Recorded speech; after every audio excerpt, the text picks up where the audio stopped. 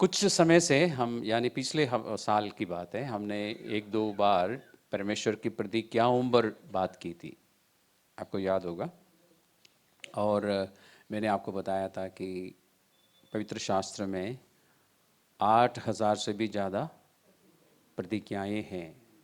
वो अच्छी जानकारी है ना। लेकिन उस जानकारी से फ़ायदा तब होगा ना जब हमें कम से कम एक वायदा मालूम हो और फिर ये भी मालूम हो कि उस वादे को कैसे हासिल करना है या उसका कैसे दावा करना है। दावा करने का मतलब ये उम्मीद रखना कि ये जो वायदा परमेश्वर ने मुझसे किया है पवित्र शास्त्र में, उसे वो पूरा करेगा। तो आज हम उस बारे में चर्चा करें कि परमेश्वर के कोई भी किसी भी एक वायदे को आप अपने जीवन में कैसे दावा कर सकते हैं। दावा करना तो समझ आता है ना, मुझे हक है। क्यों हक है? क्योंकि परमेश्वर ने बोला है, पिता ने बोला है कि मैं ये करूँगा, तो इसलिए मुझे हक है, मुझे मिलना चाहिए। वो आप कैसे करेंगे? आपको एक ज़रूरी बात बताना चाहूँगा, परमेश्वर के सारे वादे जो हैं, जो बाइबल में हैं, वो आपके लिए नहीं है।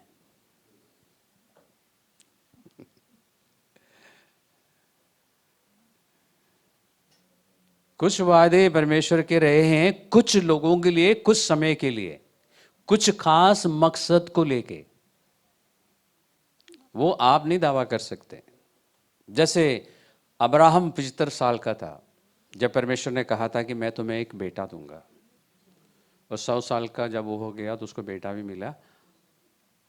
तो कोई भी मसीही विश्वासी पति पत्नी 40 साल की उम्र में, 50 साल की उम्र में अभी तक बच्चा नहीं हुआ, तो ये दावा कर सकते हैं कि अब्राहम को परमेश्वर ने 75 साल में दिया था, मुझे भी मिलेगा।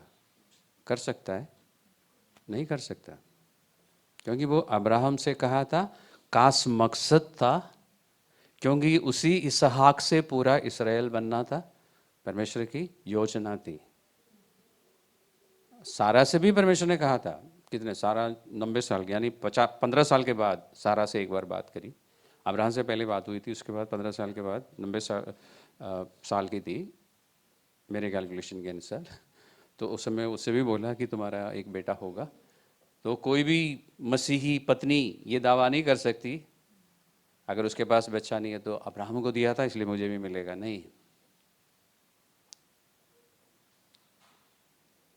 ऐसे कई, अभी हमने लाल समुद्र की बात की ना, या लाल समुद्र का विभाजन हुआ था, या यर्दन नदी के लिए परमेश्वर ने इस्राएलियों से कहा था कि जैसे तुम पैर रखोगे पानी में, पानी दो तरफ हो जाएगा। आप जाके किसी भी नदी में हमारे देश के जिसमें बहाव ज़्यादा हो, पैर रखें तो हो जाएगा? नहीं होगा।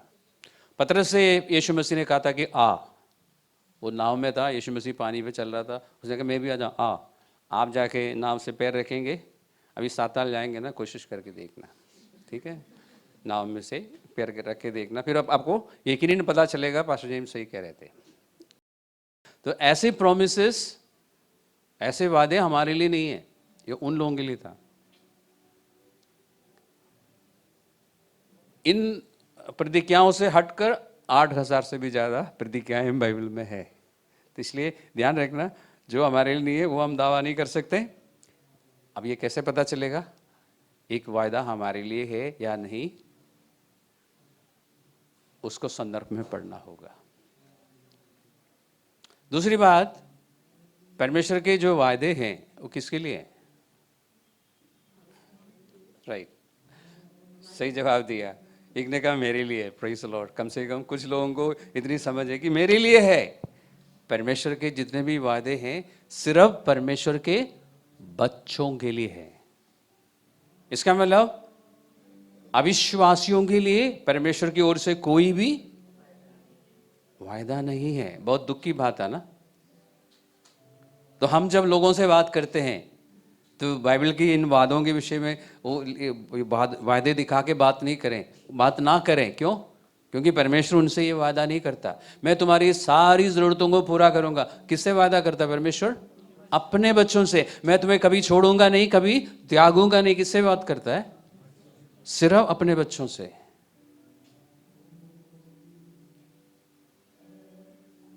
लेकिन एक वायदा है जो परमेश्वर अविश्वासियों से करता है। कोई बता सकता है मुझे?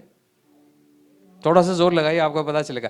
बाइबल में एक वायदा है जो सारे अविश्वासियों के लिए है। Right right right right. Romeo 10:9 और 10, यदि तुम अपने मुंह से यीशु को प्रभु जानकर अंगीकार करोगे और मन से ये विश्वास करोगे कि परमेश्वर ने उसको मुर्दों में से जिलाया, तो तुम निश्चय उद्धार पाओगे। ये वायदा परमेश्वर का है पूरी मानव जाति के लिए।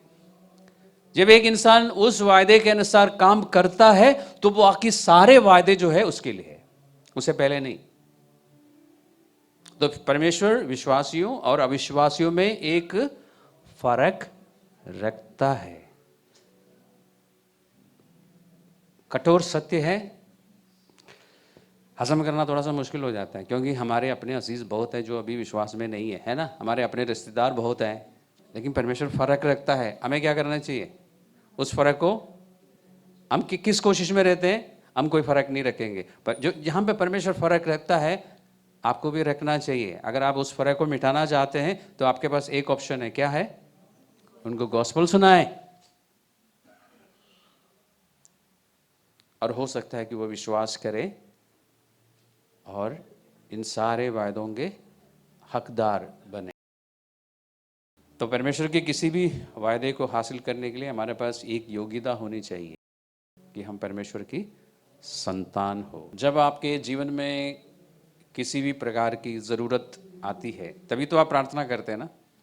जब कुछ ज़रूरत आती है तो हम क्या करते हैं? ज़्यादा प्रार्थना करते हैं, बाकी सबको काम पे लगा देते हैं। सबसे रिक्वेस्ट करते हैं, पास्टर को भी कॉल करते हैं, सोचते हैं कि पास्टर के प्रेयर करने से ज़्यादा कुछ जल्दी हो जाएगा। हम प्रार्थना करते हैं, अच्छी बात है, कम से कम ज़रूरत पड़ने से हम प्रार्थना करते हैं। और फिर हम परमेश्वर के वायदों को याद करने की कोशिश करते हैं कि कौन सा वादा है जो यहाँ पे फिट होता है। और अक्सर हमारे जीवन में हमें कोई निर्णय लेना होता ना, जीवन में निर्णय लेना होता है सबको, शादी को लेके, नौकरी को लेके, बिजनेस को लेके, बहुत सारी बातों को लेके हमें निर्णय लेना होता है। और निर्णय जब लेने के समय आता है तो हम क्या चाहते हैं? हमें पता चले। हम ये चाहते हैं ना कि मैं सही डिसीजन लूं, सही फैसला करूं और मुझे पता चले, परमेश्वर मुझे बताओ, परमेश्वर मुझे बताओ मैं क्या करूं, परमेश्वर मुझे बताओ मैं क्या करूं। ओके, तो परमेश्वर ने ऐसा कुछ वायदा किया है कि मैं बताऊंगा। भजन 32 में हम ऑन चलते हैं। भजन 32:8, 32nd Psalm verse 8। मैं तुझे बुद्धि दूंगा और जिस मार्ग में तुझे चलना होगा उसमें तेरी अगुवाई करूंगा। मैं तुझ पर कृपा दृष्टि रखूंगा और सम्मति दिया करूंगा। ये परमेश्वर वादा करता है। तो परमेश्वर क्या वादा करता है कि जिस मार्ग में मुझे चलना होगा उस मार्ग में मैं तुम्हारी अगुवाई करूंगा, यानी मैं तुम्हें सिखाऊंगा, मैं तुम्हें बुद्धि दूंगा और मैं तुम्हें समझाऊंगा, बताऊंगा। अच्छी बात है ना। और इस वचन के आधार पर मैं परमेश्वर से प्रार्थना कर सकता हूं ना कि परमेश्वर तूने अपने वचन में कहा है कि मुझे बुद्धि देगा, जिस मार्ग में मुझे चलना चाहिए उस मार्ग में तू मुझे चलाएगा, यानी मुझे बताएगा, समझाएगा, मुझसे बात करेगा, मुझे बुद्धि मिलेगी तेरी ओर से, मुझे समझ मिलेगी। Okay, great. और आप में से कुछ लोगों को ये वायदा पहले से ही मालूम था और आपने कई बार प्रार्थना की है ना। और कई बार ये टेस्टिमनी है कि कुछ नहीं मिला परमेश्वर से, कोई क्लियर जवाब नहीं मिला, या अगर आपको लगा है कि हाँ मुझे जवाब मिला था, बाद में पता चला कि वो परमेश्वर की ओर से नहीं था। क्योंकि परिणाम से पता लगता ना, आपने जो फैसला लिया, निर्णय लिया, उसके बाद जो हुआ उससे आपको पता चलता है कि इसमें परमेश्वर नहीं था, ये मेरा अपनी सोच या अपना विचार था। ऐसा क्यों होता है? जानना चाहेंगे आप ऐसा क्यों होता है? क्योंकि मैंने आपको शुरुआत में बोला ना कि हमें वायदों को संदर्भ में देखना चाहिए कि परमेश्वर क्या कह रहा है। अब ये कहां से दिखाया था मैंने आपको? भजन 32 में। और ध्यान रखिए, परमेश्वर यीशु मसीह अपने वचन में पहला यूहन्ना का 5वां अध्याय का 14 और 15 पद में है ना, कि जहाँ पे वो लिखा है परमेश्वर के सामने हमारा जो हियाब होता है वो ये है, और हमें उसके सामने जो हियाब होता है ये है पहला यूहन्ना 5 का 14 और 15। 1 जॉन चैप्टर 5 वर्स 14-15। मैं रुक जाता था कि आप पहुंच सके वहां पे। पहला यूहन्ना 5 का 14 और 15, यहाँ पर इस तरह से लिखा है, और हमें उसके सामने जो हियाब होता है वह यह है कि यदि हम उसकी इच्छा के अनुसार कुछ मांगते हैं तो हमारी सुनता है। तो जब वो हम परमेश्वर के पास जाते हैं हियाब से, या परमेश्वर के पास जाते समय हमारे अंदर अगर भरोसा है, तो उसके पीछे कारण क्या है कि हमें मालूम है कि अगर हम उसकी इच्छा के अनुसार कुछ मांगते हैं तो हमें मिल जाता है। और 15वें पद को पढ़िए, इसमें क्या लिखा है, और जब हम जानते हैं, तो प्रार्थना करते समय आपको पता होना चाहिए, उस जगह तक आपको पहुंचना चाहिए। प्रार्थना की कुंजी यह है, हम जानते हैं। देखिए कितने कॉन्फिडेंस के साथ लिखने वाला लिखता है, पवित्र आत्मा ने लिखवाया है उससे कि हमारा कॉन्फिडेंस या हमारा भरोसा किस बात पर है कि यदि उसकी मर्जी के अनुसार हम कुछ मांगते हैं तो वो हमें हमारा या हमारी प्रार्थना सुनता है। और हम जानते हैं, क्या जानते हैं हम, कि यदि वो हमारी सुनता है तो जो कुछ हमने मांगा है हमें मिल जाएगा। तो प्रार्थना में आपको वहां तक पहुंचना है जहां पर आप ये कह सके कि मैं जानता हूं। ये कैसे होगा? अगर परमेश्वर ने वादा किया है तो हमें मिल जाएगा। मैंने शायद इसी हफ्ते आपके लिए उन सारी प्रार्थनाओं की लिस्ट पोस्ट की थी ना, जो नया नियम में है। और मैं पहले काफी समय से आपको कह रहा हूं कि आपको समय निकाल के इन प्रार्थनाओं को एक बार पढ़ लेना चाहिए, कम से कम एक बार, उससे कम तो नहीं पढ़ सकते ना। एक बार पढ़ लीजिए, आपको बहुत कुछ समझ आएगा। आपको ये दिखाई देगा कि संत लोगों ने, और मैं कोशिश करके पुराने नियम की प्रार्थनाओं की एक लिस्ट बनाऊंगा आपके लिए और वो भी पोस्ट कर दूंगा। अगर आप खुद ढूंढ सकते हो तो ढूंढ लीजिए। पुराना और नया नियम दोनों में आपको ये दिखाई देगा कि परमेश्वर के लोगों ने जब भी प्रार्थना की, परमेश्वर के वायदों के आधार पर प्रार्थना की। उन्होंने परमेश्वर के वायदों को याद करते हुए, परमेश्वर के स्वभाव को याद करते हुए प्रार्थना में बहुत कुछ बोला है, मांगा है। तो हमें कैसे प्रार्थना करनी चाहिए? हमें भी ऐसे ही प्रार्थना करनी चाहिए ना। आप पुराना नियम को देखिए, प्रार्थना देखिए, नया नियम में आइए, प्रार्थनाओं को देखिए, प्रार्थना ऐसी होनी चाहिए।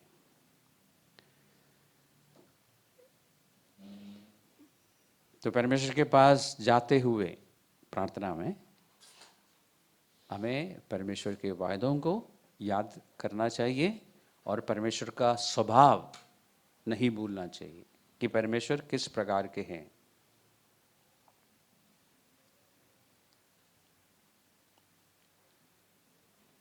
अब क्योंकि परमेश्वर की ओर से हमारे लिए एक बहुत ही महान आश्वासन है, जो हमने अभी यूहन्ना की पहली पत्री में पढ़ा था, कि यदि हम उसकी मर्जी के अनुसार कुछ मांगते हैं तो हमें मिल जाएगा। तो हमें ये जो वायदा भजन 32 में है, 32 का 8, वापस हम उसमें चलते हैं क्योंकि आज का अध्ययन हम इसी भजन से करेंगे, Psalm 32।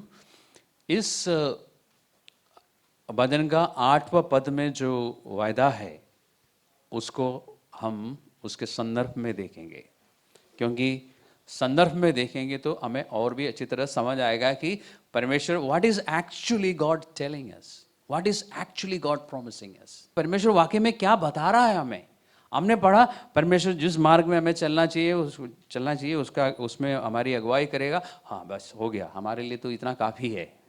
लेकिन संदर्भ में पढ़ेंगे तो कुछ और भी बातें आपको समझ आएगी। तो हम पढ़ते हैं एक बार, मैं हिंदी में पढ़ता हूँ आपके साथ। आप सब पहुँच गए भजन 32? अगर आपके पास इंग्लिश बाइबल है तो आप इंग्लिश में पढ़ सकते हैं, मैं हिंदी में पढ़ता हूँ। क्या ही धन्य है वह जिसका अपराध क्षमा किया गया और जिसका पाप ढांपा गया हो। क्या ही धन्य है वह पुरुष जिसके अधर्म का यहोवा लेखा ना ले और जिसकी आत्मा में कपट ना हो। जब मैं चुप रहा तब दिन भर कराते कराते मेरी हड्डियां पिघल गई, क्योंकि रात दिन मैं तेरे हाथ के नीचे दबा रहा और मेरी तरावट धूप काल की जुराइहट बनती गई। जब मैंने अपना पाप तुझ पर प्रकट किया और अपना अधर्म ना छिपाया और कहा मैं यहोवा के सामने अपने अपराधों को मान लूंगा, तब तूने मेरे अधर्म और मेरे पाप को क्षमा कर दिया। इस कारण हरेक भक्त तुझसे ऐसे समय में प्रार्थना करे जबकि तू मिल सकता है। निश्चय जब जल की बड़ी बाढ़ आए तो भी उस वक्त के पास ना पहुंचेगी। तू मेरे छिपने का स्थान है, तू संकट से मेरी रक्षा करेगा। तू मुझे चारों ओर से छुटकारे के गीतों से घेर लेगा। मैं तुझे बुद्धि दूंगा और जिस मार्ग में तुझे चलना होगा उसमें तेरी अगुवाई करूंगा। मैं तुझ पर कृपा दृष्टि रखूंगा और सम्मति दिया करूंगा। तुम घोड़ों और कच्छर के समान ना बनो जो समझ नहीं रखते। उनकी उमंग लगाम और रात से रोकनी पड़ती है, नहीं तो वे तेरे वश में नहीं आने के। दुष्ट को तो बहुत पीड़ा होगी, परंतु जो यहोवा पर भरोसा रखता है वे करुणा से घिरा रहेगा। हे धर्मियों, यहोवा के कारण आनंदित और मगन हो, और हे सब सीधे मन वालों आनंद से जय जयकार करो। आप देखिए क्या समझ आ रहा है। ये वायदा परमेश्वर का जो है कि मैं तुम्हारी अगुवाई करूंगा, जिस मार्ग में तुम्हें चलना होगा उसमें मैं तुम्हें सिखाऊंगा, चलाऊंगा। ये 8वां पद में परमेश्वर ने कहा, लेकिन उससे पहले क्या कहा और उसके बाद क्या कहा उसको समझना है। सबसे पहले इसमें मैंने गिनती नहीं की इसलिए मैं नहीं बता सकता, मेरे ख्याल 4-5 अलग अलग फेसेस है इस एक भजन में। सबसे पहले दाऊद हमसे कहता है, हमें बताता है, ये दाऊद का ही भजन है ना। ओके, आपको मालूम है ना कि बाइबल में जो भजन है 150 भजन है, सारे भजन दाऊद ने नहीं लिखे हैं, पता है ना आपको। तो ये दाऊद का है। तो दाऊद कहता है क्या ही धन्य है, यानी दाऊद आपको और मुझे, यानी पवित्र आत्मा दाऊद के द्वारा मुझे और आपको बता रहा है कि एक व्यक्ति जब परमेश्वर के सामने अपने पापों का अंगीकार कर लेता है तो उसके जीवन में बहुत खुशी आती है। जब उसको पता चलता है कि मेरे पाप क्षमा हुए हैं, यानी मेरे लेखे में या परमेश्वर की पुस्तक में, समझाने के लिए बता रहा हूं, ऐसा बाइबल में लिखा नहीं है, मेरे खाते में अब ये पाप नहीं है। जब आपको समझ आता है ना, जब आपको पता चलता आता है तो मन में बहुत क्या बोलते हैं, सुकून मिलता है, बहुत शांति मिलती है, एक बोझ उतर जाता है। तो पहला और दूसरे पदों में वो इसी के बारे में आपको बता रहा है कि जब एक विश्वासी परमेश्वर के सामने ईमानदार हो जाता है ना, तो उसको बहुत खुशी मिलती है, परमेश्वर से बहुत शांति मिलती है। तो हमें क्या हो जाना चाहिए, ईमानदार हो जाना चाहिए। इसका मतलब हम बहुत सारी बातों में परमेश्वर के सामने ईमानदार नहीं है। मानना अच्छा रहेगा मेरे लिए, मेरा मानना मेरे लिए अच्छा है, और आप में से जो लोग जब मानते हैं आपके लिए वो अच्छा है कि कई जगहों पे मैं परमेश्वर के साथ ईमानदार नहीं हूं। और दाऊद एक्सपीरियंस करने के बाद कहता है कि देखो मैं इस रास्ते में चल चुका हूं, मेरे साथ ये हुआ है, तुम उस रास्ते में से मत चलना। अब आप कहते हैं नहीं मैं आजमा के देखूंगा, तो फिर दांत तुड़वा के आप सीख सकते हैं। दांत तुड़वाना समझ आया ना आपसे? क्या जब हम बच्चे थे हमसे कहते बेटे उस रास्ते में से मत चलना, गड्ढा है आगे। नहीं, कैसे पता, व्हाट प्रूफ? ओके, जाके गिरो, दांत तुड़वाओ, फिर डेंटिस्ट के पास जाओ, प्रूफ मिल जाता है। ओके, तो वचन इसलिए है, विशेष करके पुराने नियम की सारी बातें, पूरी हिस्ट्री जो है, इतिहास जो है, किस लिए है? हमें बताने के लिए कि उन लोगों ने ये गलती की तुम मत कर लेना, और उन लोगों ने ये काम अच्छे किए तुम भी कर लेना। ठीक है, तो दाऊद हमें बता रहा है अब मानना है नहीं मानना है मेरे पास, मेरे वश में है। कहता है कि जब पापों का अंगीकार कर लेते हैं, परमेश्वर के साथ मेल मिलाप कर लेते हैं, खुशी और आनंद और सुकून और चैन और आराम और शांति, सब कुछ जो आप चाहते हैं जीवन में, सब कुछ मिल जाता है आपको। ओके, उसके बाद अब वो कहता है कि उससे पहले क्या था। अभी तो मैंने पापों का अंगीकार कर लिया, खुशी मिल गई, लेकिन मैं तुम्हें बताना चाहता हूं कि जब मैं पापों का अंगीकार नहीं कर रहा था तब मेरा हाल क्या था। तीसरा पद में, जब मैं चुप रहा तो दिन भर कराते कराते मेरी हड्डियां पिघल गई। यानी मैं दर्द में था, मानसिक पीड़ा में था। क्यों? क्योंकि परमेश्वर मुझे छोड़ नहीं रहा था। उसने कहा ना कि मैं तुम्हें कभी छोड़ूंगा नहीं। परमेश्वर मुझे छोड़ नहीं रहा था, मुझे परमेश्वर यकीन दिला रहा था कि भाई तूने पाप किया है। परमेश्वर हमें भाई कह के नहीं बुलाता, बट बेटे तूने पाप किया है, तूने ये पाप किया है। और मैं क्या करता रहा? मैं ऐसा एक्टिंग करता रहा कि मैंने कुछ नहीं किया। और जिस पाप का ये जिक्र कर रहा है, अगर ये उस व्यभिचार और हत्या के लेके है, तो आप बाइबल पढ़ लेना, आपको पता चलेगा। पहला शमूएल में है ये कि ये इस पाप को, ये जो व्यभिचार और हत्या है जो उसने किया, उसके बाद 9 महीने तक दाऊद ऐसा एक्ट करता रहा है कि जैसे सब कुछ ठीक है, कुछ नहीं हुआ है। 9 महीने तक। 9 महीने में जाके उसने अंगीकार किया। तो ये 9 महीने में क्या हाल रहा उसका, वो बता रहा है। आप 9 महीने उस हाल में रहना चाहेंगे? पवित्र आत्मा उसको समझाता रहा, नहीं मैं नहीं मानूंगा। आखिर में परमेश्वर ने एक भविष्यवक्ता को भेजा जिसका नाम है नातान, हिंदी में नेतन। उसने आके बोला, इसने एक कहानी सुनाई, आपको आपने पढ़ा है, ठीक है। तब होश आया। दाऊद ने कहा कि बस मैं मानता हूं, मैंने ऐसा किया है।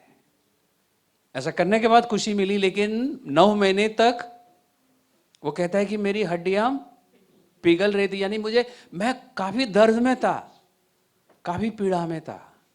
और एक, क्योंकि ये भजन है, कविता है, इसमें जिस तरह से लिखा है आपको समझ आ रहा होगा ना। चौथा पद में, क्योंकि रात दिन मैं तेरे हाथ के नीचे दबा रहा और मेरी तरावट धूप काल की सी जुर्राहीगट बनती गई। क्या मतलब है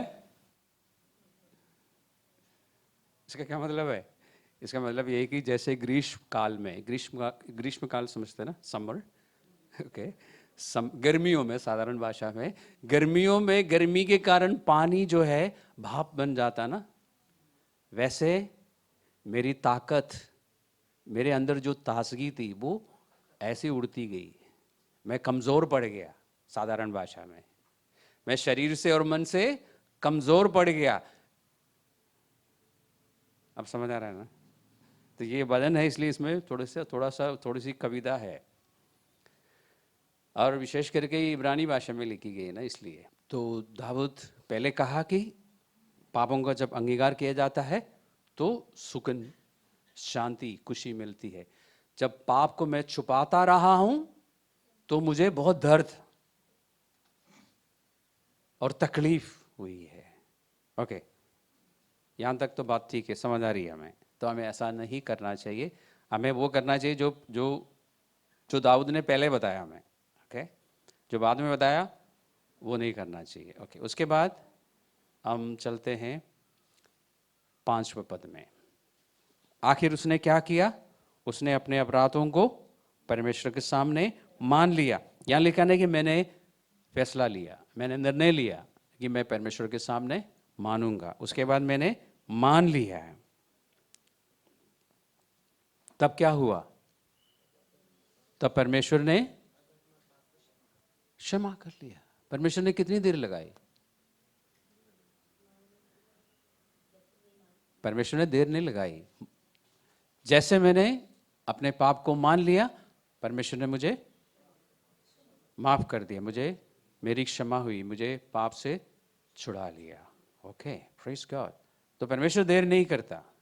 उसके बाद परमेश्वर ने मेरे खाते में से उस पाप को या उन पापों को जिनका मैंने अंगीकार किया, सारे पापों को नहीं, जिन पापों का मैंने अंगीकार किया मेरे खाते में से हटाया और मुझे खुशी मिली, मुझे क्षमा मिली। ओके, इसलिए अब वो एक बात कहता है, क्योंकि उसको कुछ सीखने को मिला। इस अनुभव से दाऊद को कुछ सीखने को मिला और पवित्र आत्मा चाहता है कि सबको सीखने को मिले, इसलिए दाऊद से लिखवाया कि उसने ये सीखा कि पाप का अंगीकार करने में हमें देर नहीं करनी चाहिए, हमें पाप को छुपा के नहीं फिरना चाहिए और समय रहते ही हमें पाप का अंगीकार कर लेना चाहिए। क्यों? अगर आप पाप का अंगीकार करने में देर करेंगे तो क्या होगा? मैं आपसे पूछता हूं, दाऊद ने जो हत्या करवाया और जो व्यभिचार किया, परमेश्वर ने माफ कर दिया था ना? कर दिया था। जब उसने अंगीकार किया परमेश्वर ने माफ कर दिया था, लेकिन क्योंकि उसने 9 महीने का समय लगाया, उसको उन पापों का अंजाम भी भुगतना पड़ा।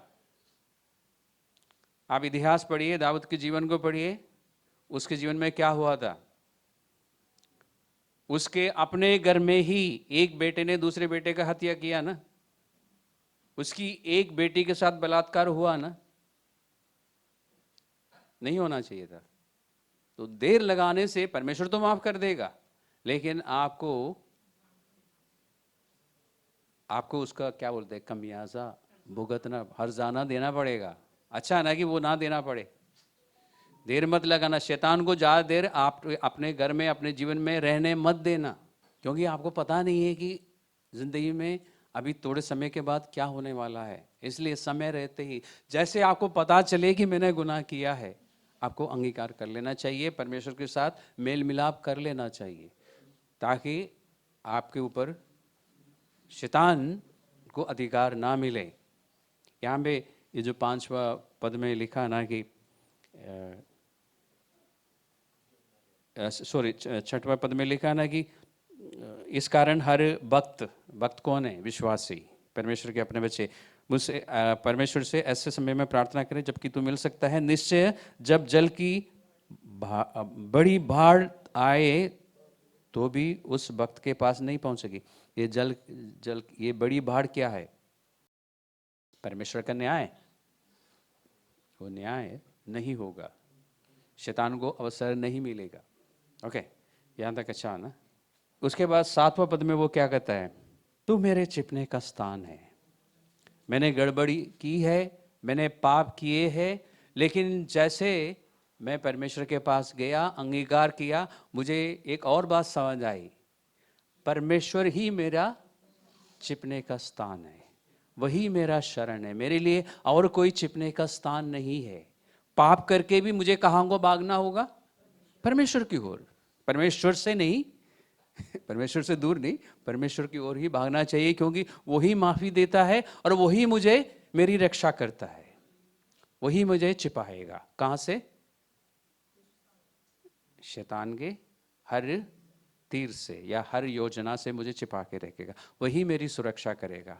इसलिए वो कहता है तू मेरे छिपने का स्थान और संकट से मेरी रक्षा करेगा, तो मुझे चारों ओर से छुटकारे के गीतों से घेर लेगा। ये क्यों कह रहा है? उसने एक और बात को रियलाइज किया कि परमेश्वर ही मेरा शरण स्थान है, वही मेरे लिए छिपने की जगह है। ओके, अब आप तैयार हैं 8वां पद के लिए? अभी तक कौन बात कर रहा था हमसे? अभी तक डेविड हमसे बात कर रहा है, दाऊद बात कर रहा है, यानी हम कह सकते हैं पवित्र आत्मा दाऊद के द्वारा हमसे बात कर रहा है। लेकिन 8वां पद में कौन बात कर रहा है? परमेश्वर आपसे अभी बात कर रहा है डायरेक्ट, यानी डायरेक्ट मतलब अब दाऊद अपनी बात नहीं बता रहा है, अब परमेश्वर बात कर रहा है कि मैं क्या करूंगा? मैं तुझे बुद्धि दूंगा और जिस मार्ग में तुझे चलना होगा उसमें तेरी अगुवाई करूंगा। क्या समझ आया आपको? इतनी सारी बातों को देखने के बाद क्या समझ आया? इस 8वें पद को, पहला पद से लेके 7वां पद तक जो कुछ हमने अभी चर्चा की है, उसमें से सारी बातों पर हमने अभी ध्यान नहीं दिया। बट कुछ बातों पर हमने ध्यान दिया, कुछ बातें हमें समझ आई। उस संदर्भ में देखिए 8वां पद में परमेश्वर क्या कह रहा है। ये परमेश्वर का स्वभाव है। वचन 23:3 में लिखा है ना कि मैं, परमेश्वर के लिए दाऊद कहता है ना कि वो मुझे धर्म के मार्गों में अपने नाम के निमित्त अगुवाई करता है। He will lead me in the path of righteousness for his name's sake. Psalm 23 भजन 23 में तीसरा पद में वो कहता है ना, तो परमेश्वर के स्वभाव में है कि परमेश्वर मुझे और आपको हमेशा धर्म के मार्गों में अगुवाई करेगा। क्यों? अपने नाम के निमित्त। ओके, वही बात परमेश्वर यहां पे कह रहा है ना, मैं तुम्हें बुद्धि दूंगा और जिस मार्ग में तुम्हें चलना होगा। क्या समझ आया? आप जब फैसला करने से पहले प्रार्थना करते ना कि परमेश्वर मैं ये करूं या ना करूं, ये करूं या इधर कुछ जाऊं या ना जाऊं, या फिर जो भी आप बोलते हैं, उसको लेके परमेश्वर क्या कह रहा है आपसे? आप फिर से पढ़िए, लिखा है इसमें, जिस मार्ग में तुम्हें चलना होगा उसमें मैं तेरी अगुवाई करूंगा। जिस मार्ग में तुम चलना चाहते हो उसके लिए परमेश्वर नहीं कह रहा है ना। लेकिन हम उसको कैसे पढ़ते हैं? जिस मार्ग में मैं चलना चाहता हूं उसमें परमेश्वर मेरी अगुवाई, जो बिजनेस मैंने शुरू किया है उस पर परमेश्वर मुझे चलाएगा, जो नौकरी मैंने अपनी मतलब पसंद कर ली है, जो लड़की मैंने पसंद कर ली है, जो लड़का मैंने जो भी मैं करना चाहता हूं उसमें परमेश्वर मेरी अगुवाई करेगा। नहीं, परमेश्वर ने ऐसा नहीं कहा। परमेश्वर ने कहा कि जिस रास्ते में तुम्हें चलना चाहिए मेरी चाहत के, मेरी मतलब परमेश्वर की चाहत के अनुसार, उसमें वो क्या करेगा? अगुवाई करेगा। तो आप जब प्रार्थना करेंगे ना, परमेश्वर मैं ऐसा सोच रहा हूं और मुझे 2 दिन के अंदर जवाब देना है। कई बार हम परमेश्वर को अल्टीमेटम दे देते, पास्टर को भी देते, परमेश्वर मुझे कल तक जवाब देना है। तो पास्टर क्या करेगा? पास्टर के पास कोई एक्स्ट्रा मतलब बैकडोर एंट्री है क्या, परमेश्वर से जाके जवाब दे के आपको दे? हम ऐसा सोच लेते हैं। क्यों? क्योंकि मसीह को जानने से पहले हम ऐसा करते थे, हम चढ़ावा चढ़ाते थे, सब कुछ करते थे कि जल्दी से कुछ मिलेगा। परमेश्वर ऐसा नहीं करता, ना ही बाइबल में ऐसा कोई वादा है परमेश्वर की ओर से। तो हम क्या चाहते हैं कि परमेश्वर जल्दी से बताना, कल शाम को 4 बजे तक जवाब देना है। और परमेश्वर किधर आओ, पहले अपना पाप अंगीकार कर। हमें सुनाई नहीं देता। क्यों? क्योंकि हम सिर्फ सुनना चाहते हैं कि हाँ है या ना है, ईमानदारी से, है ना। लेकिन परमेश्वर पकड़ता है, भाई बेटा ऐसा है, तूने ये किया है, ये किया है, इसका क्या होगा? हमें नहीं सुनाई देता। फिर हम क्या कहते हैं अगले दिन? मैंने दिन रात भर प्रार्थना की, कुछ नहीं पता चला। मैंने पास्टर जेम्स को भी बोला था, उन्होंने भी प्रार्थना, उन्होंने भी बोला कि मुझे कुछ नहीं पता चला। ज़्यादातर लोगों के जीवन में ऐसा ही है ना, हम हर चीज़ के लिए प्रार्थना करते हैं परमेश्वर की ओर से, क्योंकि परमेश्वर ने ना नहीं कहा इसलिए मैं कर रहा हूँ। मैंने प्रार्थना की, परमेश्वर ने नो आंसर नहीं मिला मुझे, इसलिए यस है। लेकिन देखिए, परमेश्वर के पास जब दाऊद गया तो परमेश्वर ने उसको पकड़ा, उसको बताया, 9 महीने लगाया उसने। उसके बाद कहता है कि कितनी खुशी मिलती है जब परमेश्वर पापों को माफ करता है, कितना सुकून है। और कहता है कि मैंने तो पाप छुपा के रखा था और मेरे साथ ऐसा होता रहा, लेकिन जब मैंने पाप का अंगीकार किया तो उसने मान लिया और उसने माफ कर दिया। इसलिए समय रहते सबको पापों का अंगीकार कर लेना चाहिए। ये सारी बातें बताने के बाद अब परमेश्वर कहता है कि मैं तुम्हारी अगुवाई करूंगा। देखिए परमेश्वर क्या कहता है, कब कहता है, अब परमेश्वर किस तरह से उसकी अगुवाई की। देखिए, पहले उसके पाप के विषय में उसको बताया, उसने अंगीकार किया, उसको शांति मिली, तसल्ली मिली, तब उसको आगे की बातें सुनाई देगा, तब परमेश्वर बताएगा। क्योंकि ये परमेश्वर की फितरत में, परमेश्वर हमें हमेशा धर्म के मार्गों में, यानी परमेश्वर अपनी परमेश्वर चाहता है कि हम परमेश्वर की तरह धार्मिकता में चले, हमारे जीवन में ईमानदारी हो, हम खराई से चले। ये हर एक बच्चे से परमेश्वर चाहता है। पवित्र शास्त्र में परमेश्वर ने अपने बच्चों के लिए एक शब्द इस्तेमाल किया है जो कि बदन 23 का अभी हमने जिक्र किया था ना। बदन 23 कैसे शुरू होता है? यहोवा मेरा चरवाहा है। अगर यहोवा चरवाहा है तो हम क्या है? हम उसकी भेड़ें हैं। इन भेड़ों में क्या खासियत है? मैंने जानवरों का थोड़ा सा मुझे एक्सपीरियंस है, भेड़ों के साथ नहीं, इसलिए मैंने भेड़ों के बारे में अध्ययन किया है। भेड़ ही एक ऐसा जानवर है जिनको दिशा के बारे में नहीं पता होता, इसलिए जल्दी भटक सकती है। बाकी सारे जानवर, कुत्ते अगर आपने पाला है, कुत्ते को किसी और के घर में छोड़ के आओ, वो वापस आ जाएगा। बिल्ली वापस आ सकती है। आप गाय बैल अगर आपने पाला है तो आपको पता है कि किसी आपने गाय को पालने के बाद, कुछ सालों तक पालने के बाद बेच दिया, वो लेके जाएगा, लेकिन जैसे वो रस्सी खोल देगा वापस आएगी, आपके घर में दिखाई देगी गाय। उसको दिशा के पता होता है, उसका रास्ता पता होता है, लेकिन भेड़ों को नहीं पता होता। इसलिए दाऊद कहता है बदन 23 में, वो मुझे हरी हरी चराइयों में बिठाता है और सुगताई जल के किनारे पे ले चलता है। वो अपने आप नहीं जा सकती भेड़ें, उसको खूब खाना खिलाओ, खूब पानी पिलाओ, फिर भी भटक जाएगी, किसी और झुंड में जाके घुस जाएगी। इसलिए अगुवाई की जरूरत है, और हमारी फितरत में है, हम भी दिशा भूल जाते हैं, हमें नहीं पता, हम आसानी से भटक जाते हैं। विश्वासियों की बात बता रहा हूं, इसलिए हमें रेगुलर समझते हो ना, रोजाना अगुवाई की जरूरत है। इसलिए परमेश्वर ने हमें पवित्र आत्मा दिया है, इसलिए पवित्र शास्त्र दिया है, हमें अगुवाई की जरूरत है। अब बदन 23 समझना और आसान हो गया ना आपके लिए। और ये आप तो गूगल है, आप गूगल सर्च कर सकते हैं, मैं जो बात बता रहा हूं सही है कि नहीं, भेड़ों में ये खूबी है। और दूसरी बात, भेड़ जो है अपने आप को बचा नहीं सकती। आपने कुत्तों को देखा ना, कुत्ता भौंकता है और घुर्राएगा और दांत फाड़ के दिखाएगा आपको डराने के लिए कि मेरे पास मत आना, मैं काटूंगा, है ना। आप ही पीछे हट जाते हैं। बिल्ली क्या करती है? बिल्ली को जो गुस्सा आता है तो बिल्ली क्या करती है? एक मिनट सोच के बताइए।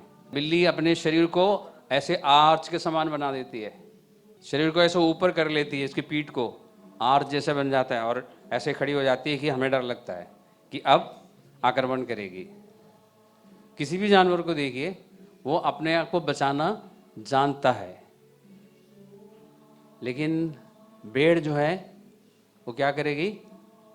ज्यादा से ज्यादा वो वाह वाह करेगी, वाह वाह, और कुछ नहीं। भेड़ अपने आप को बचा नहीं सकती, इसलिए उसको चरवाहे की जरूरत है। बकरी हो या बकरा हो, सींग मार लेगी, भेड़ नहीं मार सकती। गूगल में वीडियो देख लेना, आपको समझ आएगा मैं जो बता रहा हूं ऐसा है कि नहीं।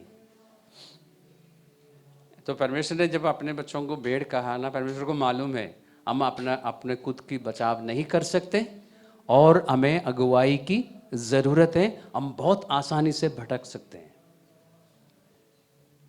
वचन की शिक्षा पाने के बावजूद, वचन की बातें समझ आने के बावजूद हम गलत मार्गों में चल सकते हैं बहुत आसानी से। हमें निरंतर लगातार अगुवाई की जरूरत है, इसलिए परमेश्वर ने पवित्र शास्त्र दिया है। और आप अपने अपने लाइफ के एक्सपीरियंस को देखिए, अपने अपने जीवन को देखिए मसीह में आने के बाद, क्या ये जो मैं कह रहा हूं सही नहीं है? कितनी बार आप लोगों को मुझसे डांट मिली है या रीना से डांट मिली है? क्यों डांट की जरूरत क्या थी? वचन सिखाए जाने के बाद break free from bondage class कई बार लेने के बावजूद आप फिर वापस बॉन्डेज में चले जाते हैं ना। क्यों? अगर आपके जीवन में कोई भी किसी भी प्रकार का बंधन नहीं होता तो आपको दोबारा वो क्लास लेने की जरूरत नहीं होती। लेकिन हकीकत यह है कि आप बार बार बंधनों में चले जाते हैं। लगातार हमें अगुवाई की जरूरत है, परमेश्वर की ओर से, मनुष्य की ओर से नहीं। आपका चरवाहा कौन है? यीशु मसीह है। यीशु मसीह की ओर से अगुवाई की आपको जरूरत है, लेकिन परमेश्वर यीशु मसीह आपकी और मेरी अगुवाई ऐसे नहीं करते जैसे हम सोचते हैं। हम सोचते हैं कि आज मैं कॉलेज जा रहा हूँ, आज मैं स्कूल जा रहा हूँ, आज मैं नौकरी में जा रहा हूँ, परमेश्वर मेरी अगुवाई करेगा, ठीक है। लेकिन वो जो पाप मैंने किया था कल, उसका क्या होगा? तो परमेश्वर वहीं से शुरू करता है। क्यों? क्योंकि परमेश्वर का वायदा क्या है? पहला पद से लेके 32 का, भजन 32 का पहला पद से लेके 7वां पद तक पढ़ने के बाद 8वां पद में परमेश्वर कहता है ना कि मैं तुम्हारी अगुवाई करूंगा। कैसे करता है परमेश्वर? परमेश्वर चाहता है कि हम धर्म के मार्ग में चले, हम खराई से चले, ईमानदारी से चले, हम अपने पापों का अंगीकार करें, मेल मिलाप करें। जिन बातों के लिए परमेश्वर हमें मना करता है वो बातें हम ना करें, वो काम हम ना करें। क्योंकि अभी शुरुआत में रीना ने किसने मेंशन किया था परमेश्वर के प्यार के विषय में, टीचिंग के बारे में जब पूछा, आशीष ने बोला था ना, लव ऑफ गॉड। आपको यकीन है कि परमेश्वर आपको प्यार करता है? इधर वालों से पूछता हूं, परमेश्वर आपको प्यार करता है? पक्का? सोच लीजिए, मैं दोबारा पूछूंगा, आप भी सोच लीजिए। आपको 100%, 100% यकीन है कि परमेश्वर आपको, बाकी सबके बारे में नहीं पता, आपके बारे में कि आपको प्यार करता है? तो परमेश्वर ये भी कहता है कि जिन बच्चों को मैं प्यार करता हूं उनकी मैं ताड़ना भी करता हूं। ओके। प्रकाशित वाक्य का 3 अध्याय का 19वें पद में लिखा है, सिर्फ ताड़ना ही नहीं बल्कि उसमें लिखा है कि मैं उलाहना और ताड़ना देता हूं। 2 काम परमेश्वर करता है। He rebukes them and disciplines them, English में। तो डांट मिलती है परमेश्वर से और फिर वापस परमेश्वर आपको डिसिप्लिन में लेके आता है। जैसे भजन 32 में आपने देखा दाऊद के बारे में, उसको डिसिप्लिन में लेके आया ना परमेश्वर। तो ये काम परमेश्वर करता है, लेकिन हम सुनना नहीं चाहते। मतलब ये इस वचन को पढ़ते हुए या इस पद को पढ़ते हुए हम चाहते हैं कि नहीं, ये शायद गलती से लिखा होगा। ऐसा नहीं है, ऐसा नहीं है। क्योंकि सारे टीचर्स कहते हैं कि God loves you, God loves you, God loves you. परमेश्वर प्यार करता है, प्यार करता है। जैसे आप हो वैसे परमेश्वर आपको प्यार करता है। सुन के अच्छा लगता है ना कि मैं कुछ भी कर सकता हूं, परमेश्वर मुझे प्यार करता रहेगा। तो प्यार वो करेगा इस तरह से, डांट के, उलाहना देते हुए। और इस बारे में कोई ज्यादा लोग नहीं सिखाते। मैंने पैंडेमिक के समय में आपको बताया था ना कि परमेश्वर कहता है कि मैं तुम्हें प्यार करता हूं, मैं तुम्हें प्यार करूंगा, सदा के प्रेम से प्रेम करूंगा। हम उसको कैसे समझते हैं? किसी को याद है? मैंने बताया था, एक शब्द मैंने इस्तेमाल किया था। परमेश्वर कहता है कि मैं प्यार करता हूं, हम कैसे सुनते हैं उसको? मैं लाड प्यार करता हूं। नहीं, परमेश्वर ने नहीं कहा कि मैं लाड प्यार करूंगा, परमेश्वर ने कहा कि मैं सिर्फ प्यार करूंगा। लेकिन हम क्या समझते हैं? क्योंकि हम इंसान होने के नाते हम कैसे प्यार करते हैं अपने बच्चों को? लाड और प्यार करते हैं। इसलिए हम सोचते हैं कि हाँ, परमेश्वर भी मुझे लाड प्यार। नहीं नहीं, लाड नहीं लिखा परमेश्वर ने, सिर्फ प्यार लिखा है। मेरा विचार तुम्हारा विचार नहीं है, बाइबल में लिखा है। परमेश्वर के विचार, परमेश्वर के सोचने का तरीका अलग है। एक और बात बताता हूँ, आप तैयार हैं? ये जान के थोड़ा झटका लग सकता है आपको। ये बाइबल में है, बाइबल की बात सुन के कई बार झटका लगता है ना, तो जोर का झटका धीरे से लगे, इसलिए मैं पहले से वार्निंग दे रहा हूं। पवित्र शास्त्र इब्रानियों की पत्रिका 12वां अध्याय में कहता है कि यदि परमेश्वर की ओर से आपकी ताड़ना नहीं होती तो आप परमेश्वर की संतान है ही नहीं। ओके, झटका लगा ना हल्का सा? तो यदि आप सोच रहे हैं कि मैं परमेश्वर की संतान हूं, आप सोच रहे हैं कि परमेश्वर मेरा पिता है और आपकी अभी तक कोई ताड़ना नहीं हुई, अभी तक डांट नहीं पड़ी, तो आपको एक क्वेश्चन मार्क लगाना चाहिए, क्या वाकई में मैं परमेश्वर की संतान हूं? अब तक मुझे डांट नहीं मिली। एक और चेतावनी है इसमें लिखा है, अब मैं गड्ढे में गिर के दांत तुड़वा के तुमसे कह रहा हूं। ठीक है, दाऊद कहता है, मैं साधारण भाषा में आपको समझा रहा हूं, दाऊद का कहने का मतलब यही है, या मेरे समझाने का तरीका है कि तुम घोड़े और कच्चर के समान ना बनो जो समझ नहीं रखते। उनकी उमंग लगाम और रात से रोकनी पड़ती है, नहीं तो वे तेरे वश में नहीं आने की। यानी घोड़े को, आपको पता, अगर घोड़े में आपने कभी आप सवार हुए तो आपको पता है, घोड़े को वो उसका लगाम खींचना भी पड़ता है, उसको बोलना भी पड़ता है। अगर लगाम नहीं खींचेंगे तो वो अपनी मर्जी से चलेंगे। तुम ऐसा मत बनो, विश्वासियों से परमेश्वर कह रहा है। हमें खुद परमेश्वर के पास जाना चाहिए। ऐसा नहीं कि परमेश्वर हमें खींचे और तब जाए, हमें खुद जाना चाहिए। और प्रार्थना करते हुए ध्यान रखना चाहिए कि अगर पवित्र आत्मा हमारे पाप के विषय में कुछ बता रहे हैं तो हम अंगीकार करें, हम उसको सुने। तो प्रार्थना हमारी ऐसी नहीं होनी चाहिए कि सारी शॉपिंग लिस्ट परमेश्वर के सामने रख दी, आज की डिमांड। हमें थोड़ा सा समय, जैसे भी आप करें, सुबह करें, दोपहर को करें, शाम को करें, आपको परमेश्वर से बात करते रहना चाहिए,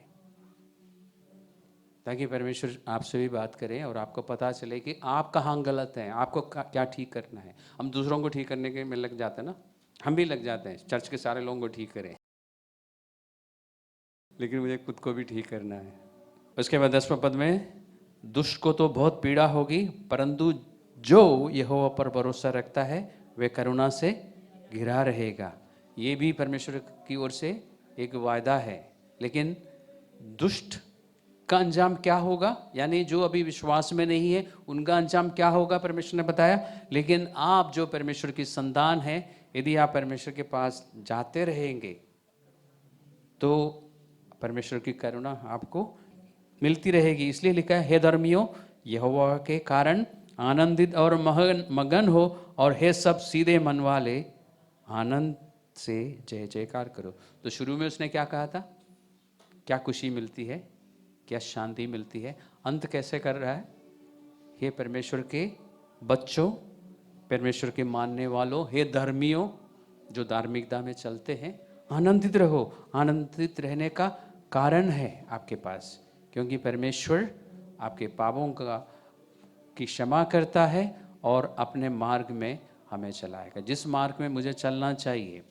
ये परमेश्वर, तो आपने देखा ना कि प्रॉमिसेस कैसे क्लेम करते हैं। प्रॉमिसेस, किसी भी वायदे को दावा करने से पहले उस वायदे को सही रीति से समझना जरूरी है। परमेश्वर का वायदा क्या है, जिस रास्ते में मुझे चलना चाहिए उसमें वो मेरी अगुवाई करेगा। जिस रास्ते में मैं चलना चाहता हूं उसके लिए नहीं कहता, वो जिसमें मुझे चलना चाहिए। इसलिए वो, जब मैं उसके पास जाऊंगा, मुझे अपने गलती के विषय में, अपने पाप के विषय में, मेरी अपनी कमज़ोरी के विषय में बताएगा, फिर मेरी सहायता करेगा। जैसे ही मैं अंगीकार करूंगा मुझे सहायता मिलेगी। उसके बाद जो सवाल मैं पूछता हूं मुझे जवाब मिलेगा। तो परमेश्वर के 8,000 से भी ज़्यादा वायदे हैं, लेकिन उसको संदर्भ में देखना ज़रूरी है। उसके बाद प्रार्थना आप कर सकते हैं उन वायदों के अनुसार, नहीं तो आप वायदे को गलत समझेंगे, आप प्रार्थना करेंगे लेकिन मिलेगा नहीं। तो ध्यान रखना, परमेश्वर ने ये नहीं कहा कि जो तुम करना चाहते हो उसमें मैं तुम्हारी अगुवाई करूंगा। परमेश्वर ने कहा कि जिस रास्ते में तुम्हें चलना चाहिए, और वो कार्य जो है परमेश्वर इस रीति से करता है जिस तरह हमने भजन 32 में देखा है। आप प्रार्थना में परमेश्वर के वायदों को समझने के बाद आपको बोलने की ज़रूरत है कि परमेश्वर तूने ये वायदा किया है, आपकी मर्जी है। लेकिन हाँ, हो सकता है कि आपको मदद मिले, बार बार उन वायदों को सुनने से आप विश्वास कर सकेंगे कि परमेश्वर मेरे लिए करेगा। इसलिए आपकी मर्जी है, परमेश्वर को याद दिलाने की ज़रूरत नहीं है। परमेश्वर को पता है कि उसने हमसे क्या वायदा किया है और वो वायदा निभाना जानता है। आपको ये बोलने की ज़रूरत नहीं है कि जो वायदा किया हो, परमेश्वर से बोलने की ज़रूरत नहीं है, वो निभाता है। लेकिन बार बार सुनने से मुझे मदद मिल सकती है, मैं विश्वास कर सकूंगा कि हाँ, वाकई में परमेश्वर ने ये बोला है, वो मेरे जीवन में करेगा। तो हम परमेश्वर के वायदों का अब थोड़ा सा ठीक से अध्ययन करेंगे, संदर्भ में उसको समझने की कोशिश करेंगे। उसके बाद प्रार्थना में दावा करेंगे और हमारे लिए हो जाएगा।